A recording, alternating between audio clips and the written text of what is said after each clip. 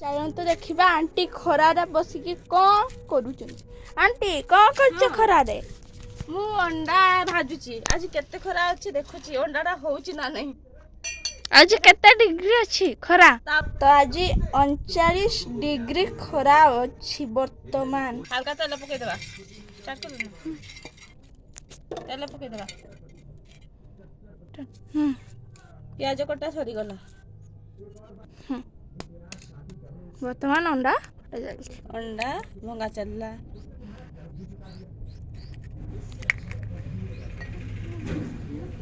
ଚାରିଟା ଅଣ୍ଡା। 4ଟା ଅଣ୍ଡା ଭାଜିବା। ହାଲକା ଲୁଣ ପକେଇଦେବା। ପକେଇଦେବା।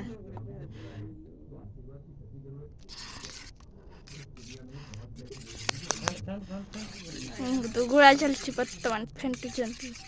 ତାୱା ପୁରା ଗରମ ହେଇଯାଇଛି। ଆମେ ଏଇନା ଅଣ୍ଡା ଗୁଡ଼େଇଥିବାକୁ ପକେଇଦେବା।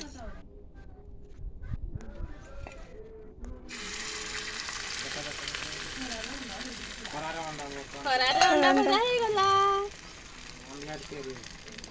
କିଛି ସମୟ ପାଇଁ ତାକୁ ଛାଡ଼ିଦେବା ଖରାରେ। ବର୍ତ୍ତମାନ ଅଣ୍ଡା ହେଇଗଲା। ବର୍ତ୍ତମାନ ନା 9ଟା ଯିବ। 10 ମିନିଟ୍ ହେଇଯାଇଛି। ଅଣ୍ଡା କେତେ ଭଲସେ ସିଝି ଯାଇଛି ଦେଖନ୍ତୁ। ତାକୁ ଆମେ ନା ନଉଟେଇଦେବା। ଦେଖନ୍ତୁ ଖରାରେ ଦେଖନ୍ତୁ ଖରାରେ କେମିତି ମୁଁ ପୁରା ଝାଳରେ ଗାଧେଇ ପଡ଼ିଲିନି। ଖରାରେ ବହୁତ ଝାଳ ବାହାରୁଛି। ବହୁତ ଖରା ହଉଛି। ଆପଣ ମାନେ ଚାହିଁଲେ ଭାତ ବି ରାନ୍ଧି ପାରିବେ ଖରାରେ। ଆଉ 10 ମିନିଟ୍ ଛାଡ଼ିଦେବା ଟିକେ ସିଝିବା ପାଇଁ। ଆର ସେପଟଟା ଗୋଟେ ପଟେ ଲଉଟେଇଥିଲେ ଆଉ ଗୋଟେ ସାଇଡ୍କୁ ଆମେ ଲଉଟେଇଦେବା। ଦେଖନ୍ତୁ କେମିତି ଖରାରେ ବଢ଼ିଆ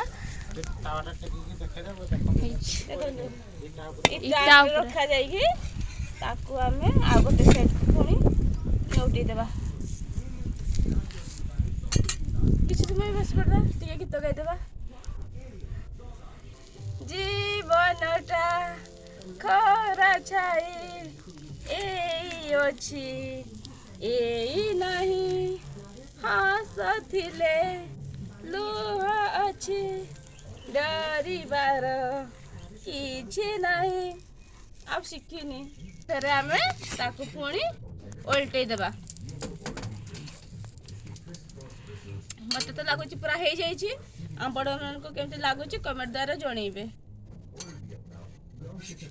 ଆପଣମାନେ ଯଦି ଚାହୁଁଛନ୍ତି ମୋ ପରିକା ଖରାରେ ଅଣ୍ଡା ଭାଜିବା ପାଇଁ ତାହେଲେ କମେଣ୍ଟରେ ମୋତେ ଜଣାନ୍ତୁ। ଅଣ୍ଡାଟା ବର୍ତ୍ତମାନ ହେଇଯାଇଛି। ତାକୁ ଏଇନା ଆମେ କାଢ଼ିଦେବା ପ୍ଲେଟ୍କୁ। ବର୍ତ୍ତମାନ ଆମେ ଖାଇକି ଦେଖିବା ଅଣ୍ଡା ଭଜା କେମିତି ଲାଗୁଛି।